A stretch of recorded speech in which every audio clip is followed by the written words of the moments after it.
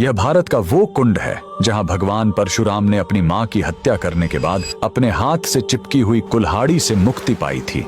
यह कहानी है महान ऋषि जमदग्नि और उनकी पत्नी पतिव्रता रेणुका की। कहते हैं रेणुका हर दिन नदी से कच्चे घड़े में पानी लाती थी और उनके सतीत्व के बल से वह घड़ा टूटता नहीं था। उनके 5 पुत्र थे जिनमें सबसे छोटे थे विष्णु अवतार परशुराम। एक दिन रेणुका ने नदी में कुछ गंधर्वों स्वर्ग के संगीतकार को जल क्रीड़ा करते देखा। उन्हें देखकर एक पल के लिए उनका मन मोह में पड़ गया और उसी क्षण उनके सतीत्व का बल टूटा और कच्चा घड़ा टूट गया। जब वो आश्रम लौटी तो ऋषि जमदग्नि ने अपने योग्य बल से जान लिया कि उनका मन भटक गया था। वो इतने क्रोधित हुए कि उन्होंने अपने पुत्रों को आज्ञा दी, अपनी मां का वध कर दो। जब चारों बड़े भाइयों ने मना कर दिया तो क्रोधित पिता ने उन्हें तुरंत पत्थर बन जाने का श्राप दे दिया। इसके बाद परशुराम ने पिता की आज्ञा को अपना धर्म समझा। उन्होंने भारी मन से अपनी कुल्हाड़ी उठाई और अपनी ही मां का सिर धड़ से अलग कर दिया। उनकी आज्ञाकारिता से प्रसन्न होकर जमदग्नि ने वरदान मांगने को कहा। परशुराम ने तुरंत अपनी मां को फिर से जीवित करने और साथ ही पत्थर बन चुके अपने चारों भाइयों को भी मुक्त करने का वर मांग लिया। सब फिर से जीवित हो गए, मानो कुछ हुआ ही ना हो। लेकिन कहानी यहीं खत्म नहीं हुई।